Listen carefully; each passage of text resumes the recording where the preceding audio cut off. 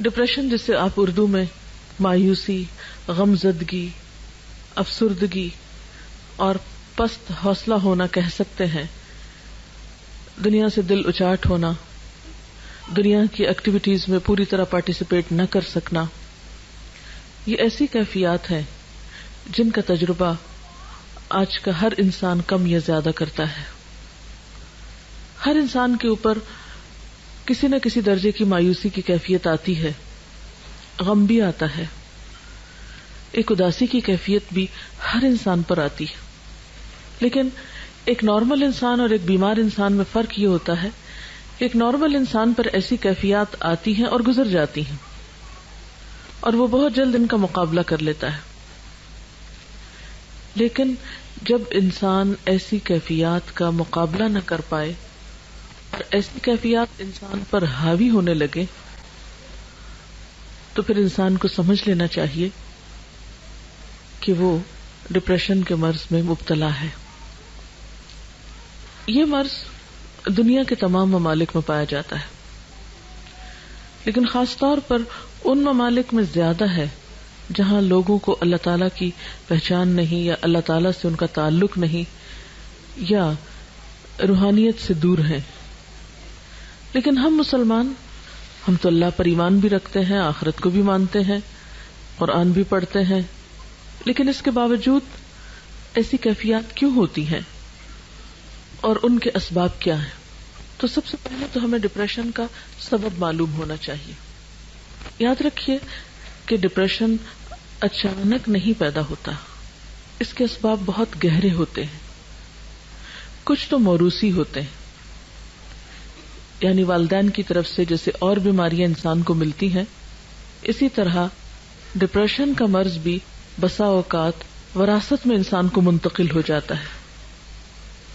پھر اسی طرح نروس سسٹم سے متعلق جتنی بھی بیماریاں ہوتی ہیں، خواہ وہ بظاہر ڈپریشن کی شکل نہ بھی اختیار کیے ہوں، لیکن وہ مل جل کر بسا اوقات ڈپریشن میں بدل جاتی ہیں. یعنی انسان کے اعصاب کا کمزور ہونا یا اعصاب کو کسی بھی طرح کی تکلیف یا پریشر یا بوجھ پڑنا. پھر اس کے ساتھ ساتھ انسان کا ماحول بھی اسے ڈپریشن میں مبتلا کرتا ہے. یعنی موروثی سبب، موروثی سے مراد یہ کہ جو وراثت میں ہمیں ملا ہے، اس کے ساتھ ساتھ ماحول اس میں ایک اہم کردار ادا کرتا ہے. بعض اوقات ایک سبب ہوتا ہے، بعض اوقات کئی اسباب ہوتے ہیں. پھر اسی طرح ماحول میں کیا چیز ہے، مثلا انسان کا گھر، اس کا خاندان، جہاں پر وہ کام کرتا ہے، یعنی اس کی ورک پلیس، پھر آن دا ہول ساری سوسائٹی اور معاشرہ، ان کے جو اثرات انسان پر پڑتے ہیں وہ اس کے اندر ڈپریشن پیدا کرتے ہیں.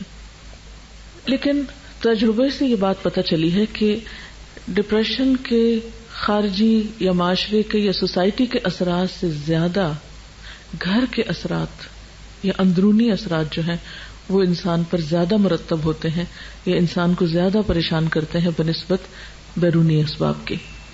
اور ڈپریشن کا اہم ترین سبب یا اہم ترین وجہ انسان کا وہ گھر ہے جس میں وہ رہتا ہے، اور ایسا گھر جس کے رہنے والوں کے درمیان باہم محبت اور مودت اور ایک دوسرے کے ساتھ موافقت نہ پائی جاتی ہو.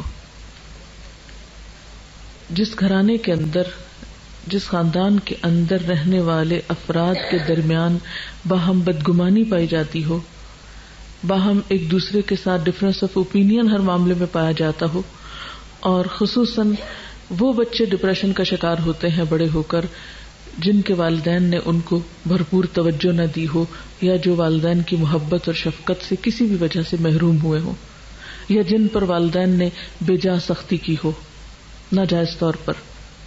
پھر اسی طرح ڈپریشن کے ان اسباب کے ساتھ ساتھ انسان کی بالکل اپنی ذات کے اندر بھی کچھ کشمکش ہوتی ہے جو ڈپریشن کا سبب بنتی ہے.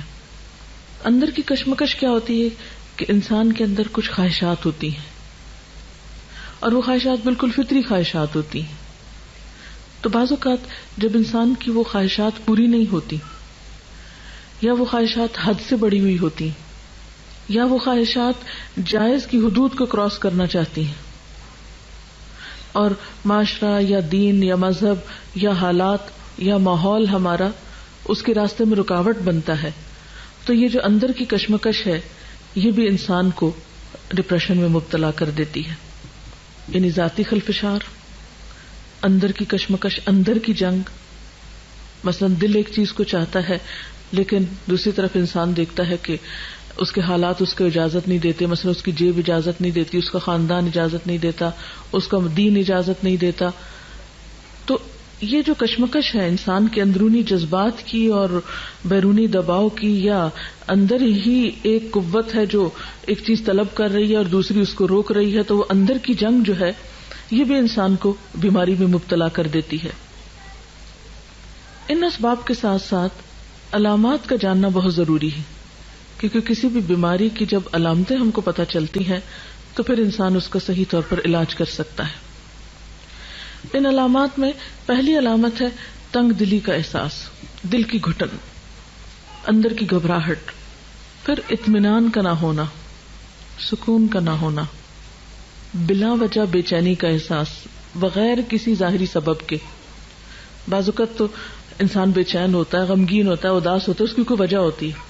مثلا آپ کو پتہ چلتا ہے خدا نخواستہ کوئی عزیز دوست رشتہ دار فوت ہو گیا، کوئی نقصان ہو گیا، کوئی مال کا نقصان ہو گیا، کوئی اور کسی چیز کا نقصان ہو گیا، تو ایسے نقصان انسان کو غم میں یا دکھ یا تکلیف میں مبتلا کرتے ہیں. ایک بہت واضح اور آبویس سی ریزن ہوتی ہے، انسان کو پتہ چلتی ہے. لیکن بعض اوقات جب وجہ نہیں پتہ چلتی اور اندر ایک بے چینی ہے تو یہ پھر ڈپریشن ہے، یہ ڈپریشن کی علامت ہے. پھر اسی طرح سوچ میں تلخی، نیگیٹو تھنکنگ، ہر چیز کو الٹا دیکھنا، ہر چیز کو الٹا سوچنا، کسی کے سیدھے کام کو بھی غلط سمجھنا، ہر ایک پر شک کرنا، بدگمانی کرنا، یہ بھی اس کی علامات میں سے ہے. اور پھر ان ساری چیزوں کے نتیجے میں انسان کی نیند میں گڑبڑ ہو جانا.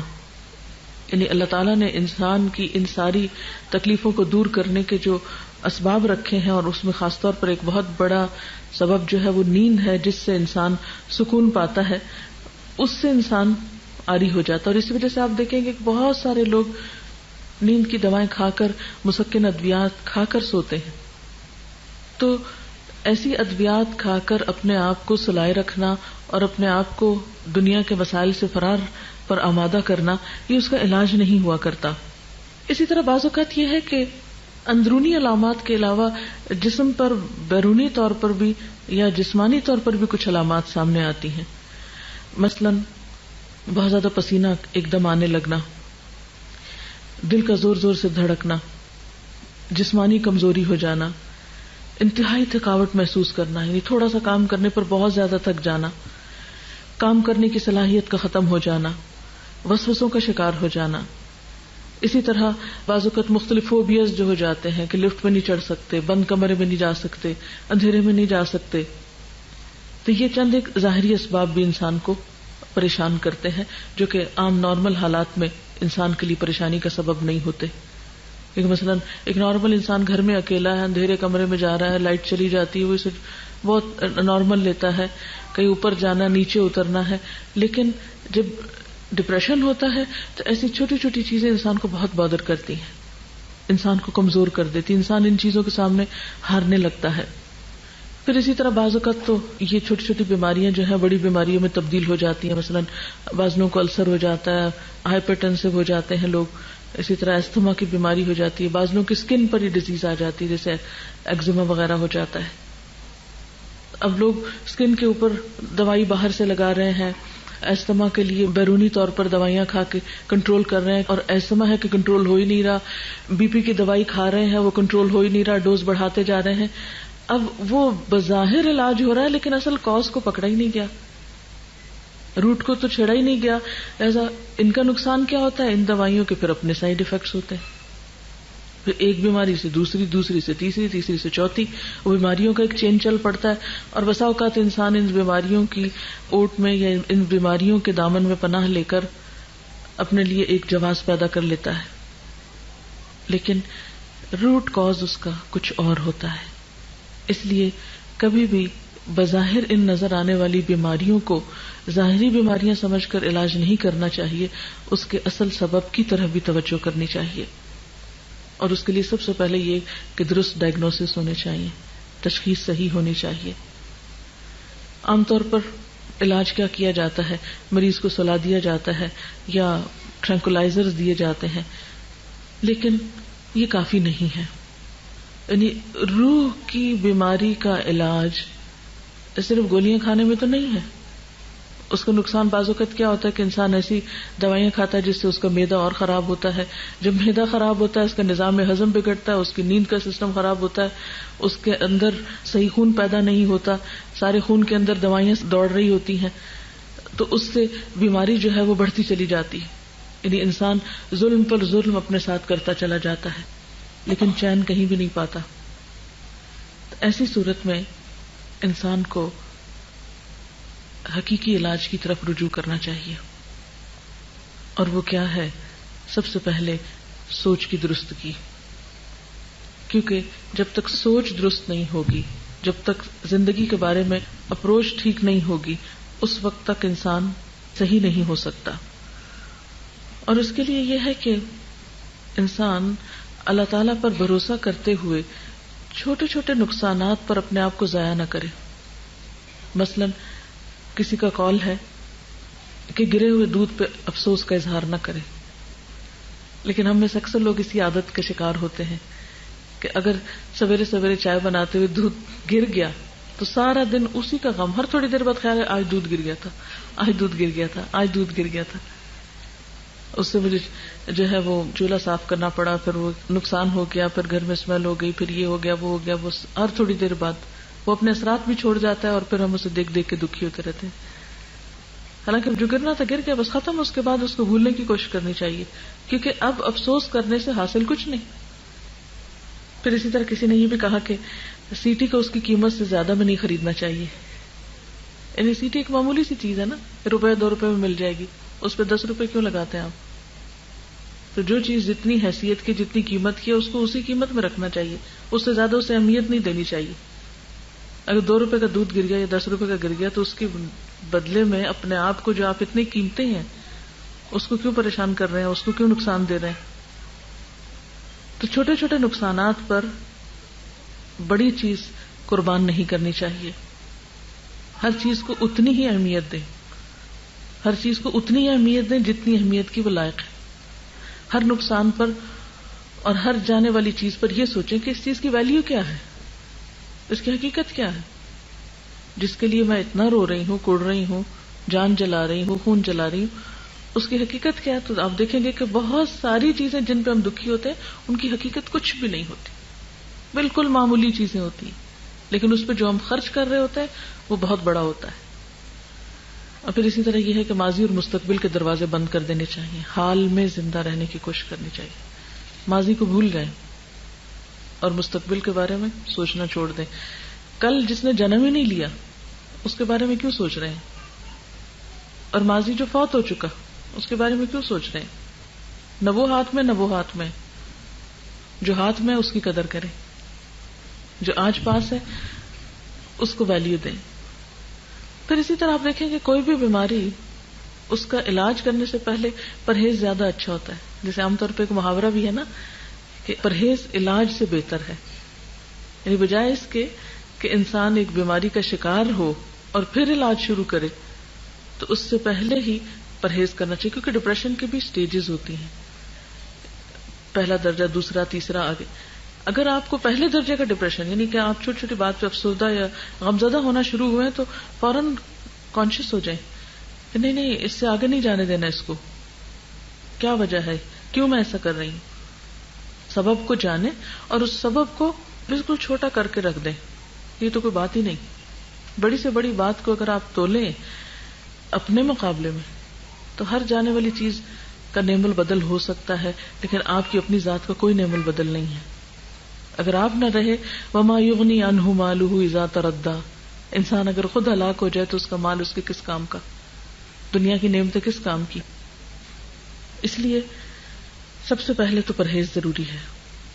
یعنی جہاں اپنے اندر ایسے جراثیم دیکھیں، جہاں اپنے اندر ایسی کوئی کیفیت دیکھیں تو فوراً یہ سوچیں کہ وجہ کیا ہے اور اس کو یہیں ختم کرنا، اس سے آگے نہیں جانا. اور اس کے لیے سب سے پہلی چیز یہ کہ ہمیں اپنے آپ کو اینالائز کر کے یہ دیکھنا چاہیے کہ مجھے کس چیز سے ڈر لگتا ہے. کیونکہ ڈپریشن کے اسباب میں ڈر بھی ہوتا ہے، خوف بھی. کس چیز کا ڈر ہے مجھے، کس چیز کا غم ہے؟ تو آپ دیکھیں گے کہ بہت سے لوگوں کو ڈپریشن اس وجہ سے ہوتا ہے کہ وہ انجانے اور غیر معلوم قسم کے تفکرات میں گھرے ہوئے ہوتے ہیں. جیسے ابھی میں نے کہا نا کہ ماضی اور مستقبل کے دروازے دونوں بند کر دیں، صرف حال کا دروازہ کھلا رہنے دیں. مثلا آپ دیکھیں کہ اگر آپ ایک گھر میں ہیں، بڑا گھر ہے اور آپ اس میں ایک کمرے میں رہ رہے ہیں، تو عقل مندی کیا ہے کہ باقی کمرے بند کر دیں. کیوں آپ کھلا چھوڑتے ہیں ان کو کہ روز مٹی پڑے، روز صفائی کرنی پڑے؟ جب تک وہ استعمال نہیں ہوتے تو بند رہیں. جہاں آپ رہ رہے ہیں بس اسی کی حفاظت کریں. تو آپ آج میں رہ رہے ہیں، آج کو دیکھیں کہ آج کا دن آپ کے لیے کتنا قیمتی ہے، اس میں آپ کیا کر سکتے ہیں، اس سے کس طرح فائدہ اٹھا سکتے ہیں. تو اس میں یہ ہے کہ خوف ہمیشہ مستقبل کا ہوتا ہے نا، مستقبل کے بارے میں انسان کو کچھ پریشانیاں ہوتی ہیں. لیکن آپ جانتے ہیں، میں اور آپ سب ایمان رکھتے ہیں کہ ہر چیز اللہ کے اختیار میں ہے. کل کا علم صرف اللہ کو، صرف. اصل مشکل یہ ہے کہ ہمارا جو غیب پر ایمان ہے نا وہ درست نہیں، اللہ پر ایمان جو ہے وہی درست نہیں ہے. ہم ایمان بھی رکھتے اور ساتھ شرک بھی کرتے ہیں. ہم مستقبل کو اللہ کے حوالے نہیں کرنا چاہتے، اس کو اپنے ہاتھ میں رکھنا چاہتے ہیں. اس کے فیصلے اور اس کی بھلائی اور اس کا فائدہ ہم سمجھتے ہیں ہمارے ہاتھ میں ہے، جبکہ ہمارے ہاتھ میں کچھ نہیں ہے. ہمارے ہاتھ میں تو وہ بھی نہیں ہے جو اس وقت میرے پاس ہے. ہم تو اتنے کمزور ہیں کہ ہمیں نہیں پتا کہ ابھی تھوڑی دیر میں کیا ہو جائے.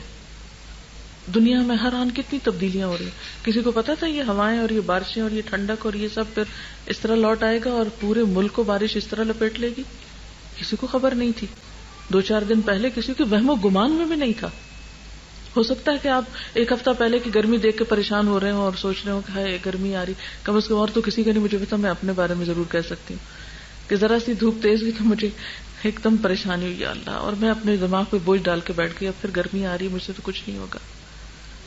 اور تھوڑی دیر میرے اوپر وہ کیفیت رہی، پھر میں نے سوچا چھوڑو، کوئی پتہ نہیں کل کو کیا ہوتا ہے اور کیا ہونا اور کیا نہیں. اور اس کے بعد میں فوراً اس کیفیت سے نکلی. اور اگر میں نہیں نکلتی اور سارا دن میں اپنے آپ کو اس میں مبتلا رکھتی تو واقعی میں کچھ نہیں کر سکتی تھی.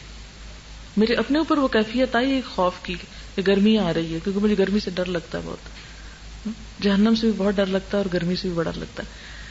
تو مجھے لگتا ہے کہ گرمی آئی تو میرے کام کرنے کی صلاحیت جو کم از کم آدھی ختم ہو جائے گی. تو بہت مشکل پڑتی ہے مجھے اس کو ڈیل کرنے میں. خیر، اور آج جب مجھے سردی لگ رہی تھی دن کو تو میں سوچ رہی تھی کہ میں کتنی احمق تھی کہ میں گرمی سے پریشان ہو رہی تھی. مجھے تو نہیں پتا تھا کہ اگلے ہفتے موسم ایسا ہو جائے گا. اور واقعی ہمیں نہیں پتا کہ کل کے لیے جس چیز سے ہم پریشان ہو رہے ہیں وہ کل ہوگی بھی کہ نہیں ہوگی. تو ہر وہ چیز جس کا خوف آنے لگے، کوئی بھی چیز، کیونکہ خوف ڈپریشن کا سبب بنتا ہے، ہر وہ چیز جس کا خوف آنے لگے اس کو اپنے دل سے نکالنے کی کوشش کریں کہ نہیں، میں نے کل نہیں دیکھا، مجھے نہیں پتا کہ کل کیا ہوگا. آج نہیں ہے یہ چیز میرے پاس تو اس لیے مجھے پرواہ نہیں کرنی چاہیے. پھر آپ دیکھیں کہ دوسری بات یہ کہ جن چیزوں کا ہمیں خوف ہے ان کے اسباب معلوم کر کے سبب دور کرنے کی کوشش کر لیں. کوئی بھی چیز جس کا آپ خوف ہے آپ کو تو اس کے لیے تیاری کر لیں. مثلاً اگر مجھے خوف ہے گرمی کا تو میں ذرا دیکھ لوں کہ اے سی ٹھیک کام کر رہا ہے یا نہیں، کپڑے گرمیوں کے ہیں یا نہیں. یعنی تیاری کر لوں بجائے اس کے کہ خوف زدہ ہو کے بیٹھ جاؤں اور سوچتی جاؤں اور بس. اس سے تو مسئلہ حل نہیں ہوگا.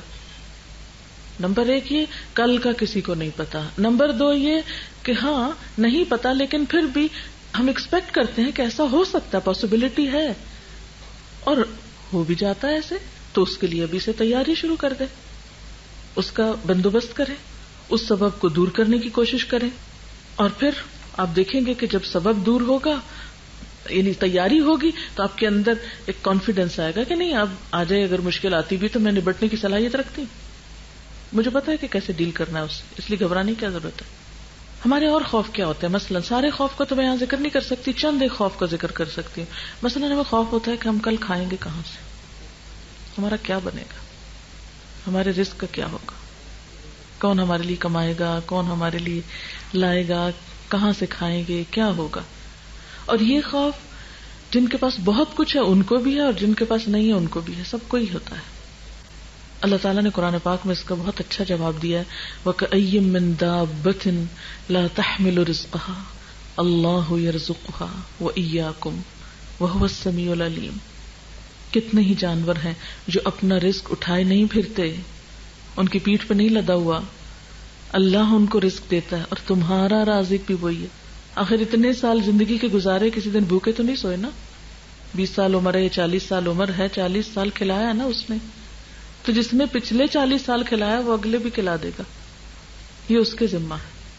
ہم اپنی طرف سے کوشش کرتے رہیں، جو ہم سے بن پڑتا ہے بناتے رہیں اور باقی معاملہ اس پہ چھوڑ دیں. پھر اسی طرح عموماً کیا ہوتا ہے، ہمیں خوف ہے کوئی مصیبت نہ آ جائے، ہائی یہ نہ ہو، مثلاً یہ شینڈلیئر خدا نہ خواستہ یہ نہ گر پڑے، یہ شیشہ نہ ٹوٹ جائے، کہیں آگ نہ لگ جائے، وہ کہیں باہر نکلی ہو بھی خدا نہ خواستہ ایکسیڈنٹ نہ ہو جائے. یعنی یہ چھوٹی چھوٹی باتیں ہوتی ہیں نا جو ہر وقت ہمارے دل سے آ کے گزرتی رہتی ہیں. چھوٹے چھوٹے خوف، یہ نہ ہو جائے، وہ نہ ہو جائے، وہ نہ ہو جائے. یعنی مصیبت کے آنے کا خوف، کسی بھی قسم کی مصیبت کے آنے کا خوف. اللہ تعالیٰ فرماتے ہیں ما اصاب من مصیبت فی الارض ولا فی انفسکم الا فی کتاب من قبل ان نبرأها ان ذلک علی اللہ یسیر. کوئی مصیبت ایسی نہیں جو زمین میں یا تمہارے اپنے نفس پہ نازل ہوتی ہو اور ہم نے اس کو پیدا کرنے سے پہلے ایک کتاب میں لکھ نہ رکھا ہو. ایسا کرنا اللہ کے لیے بہت آسان ہے، وہ تو لکھی جا چکی، اب کیا کرو گے؟ پریشان ہونے سے وہ ٹل جائے گی. ہاں ایک بات ہے، دعا کرو، دعا سے تقدیر بدلتی ہے. اور اپنے آپ کو ذہنی طور پر کسی بھی آنے والے حادثے کے لیے تیار رکھو، اللہ سے مدد مانگتے رہو کہ اللہ تعالیٰ ہر شر سے، ہر مصیبت سے بچائے. حفاظت کی دعائیں کرو، حفاظت کے اسباب اختیار کرو، کیونکہ اللہ نے انسان کو عقل دی ہے اور نبٹنا بھی سکھاتا. اور آپ نے یہ بھی دیکھا کہ جب کچھ پڑ جاتا ہے تو گزر بھی تو جاتا ہے نا. اور پھر اس موقع پر کچھ پچھلی مصیبتوں کو یاد کر لیں. وہ جو فلاں پڑی تھی تو کیا ہو گیا تھا، آئی تھی اور گزر ہی گئی نا، پھر کیا ہوا.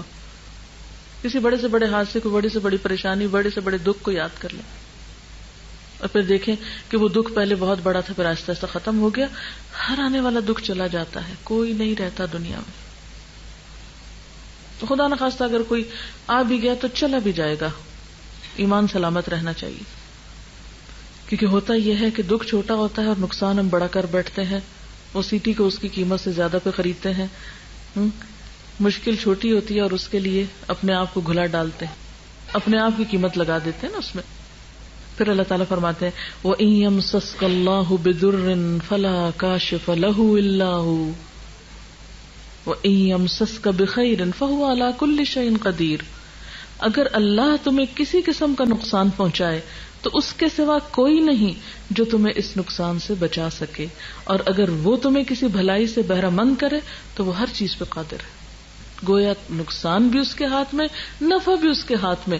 جب میرا تعلق اس سے مضبوط ہے تو میں اس سے خیر کی توقع کیوں نہیں رکھتی کہ وہ مجھے اپنے خیر سے ہی نوازے گا اور شر مجھ سے دور کر دے گا.